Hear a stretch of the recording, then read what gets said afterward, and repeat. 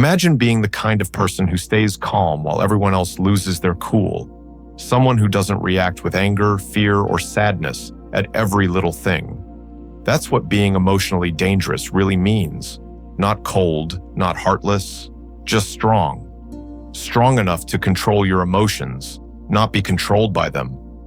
Machiavelli believed real power came from control, especially emotional control. Because when someone can't read you, when they can't shake you, they can't control you. You become hard to influence, hard to manipulate. That's dangerous, in a good way. Being emotionally dangerous starts with knowing how to stay calm. When people try to upset you, you don't snap. When they try to guilt trip you, you don't fall for it. You listen, you watch, you take your time before reacting. That's power.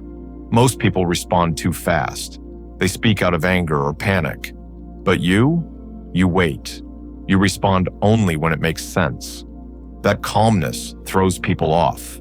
They expect a fight. They want you to react. But when you don't, they don't know what to do.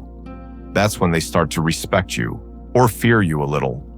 Another part of being emotionally dangerous is understanding how other people feel without getting pulled into their feelings.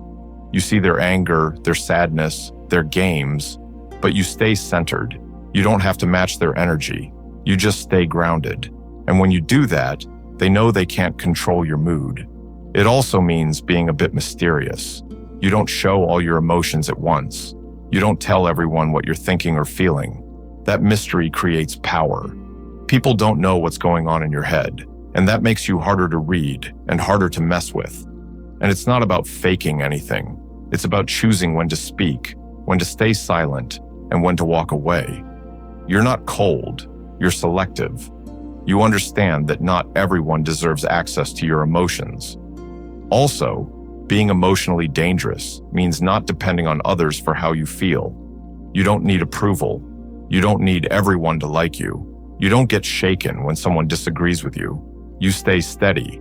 And when someone does praise you, you stay grounded.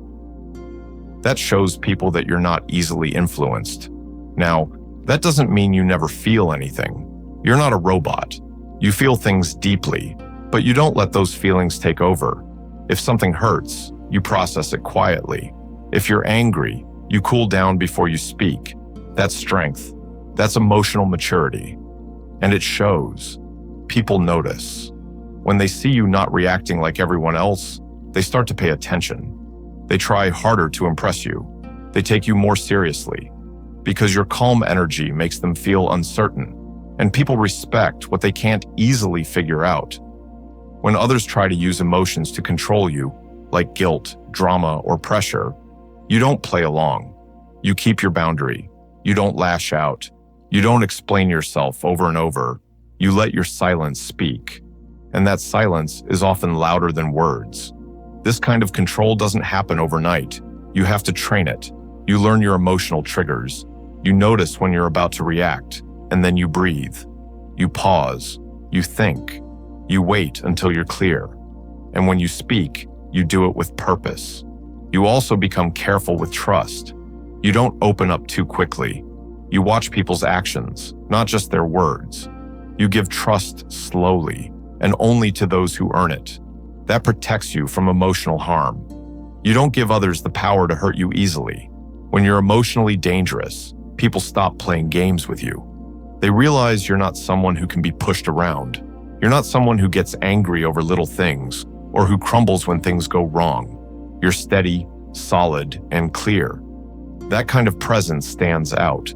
It also means you don't need to prove yourself to anyone. You're not chasing approval. You're not trying to explain every decision. You know your value. And when someone crosses a line, you don't need to fight. You just walk away. That quiet confidence is powerful. And here's the real secret. Emotional danger isn't about hurting others. It's about protecting yourself. It's about knowing when to care and when to step back, when to speak and when to stay silent, when to forgive and when to move on. It's about using your emotions wisely, not being ruled by them. It's about being kind, but not weak, strong, but not cruel, honest, but not exposed. You balance power with peace. And when people feel that balance in you, they respect it. They may not understand it, but they'll feel it. Your calm becomes your armor. Your silence becomes your strength. And your ability to stay focused, no matter what's happening around you, that becomes your edge. So don't be afraid to be quiet. Don't be afraid to feel deeply, but act slowly. Don't rush to fix, to react, to explain. Let people feel the weight of your silence. Let them wonder what you're thinking, because that mystery, that control, that calm strength, that's what makes you emotionally dangerous. And once you've built that emotional control, no one can shake you. Not with drama, not with fear, not with guilt. You stay rooted, you stay aware, and most of all, you stay free.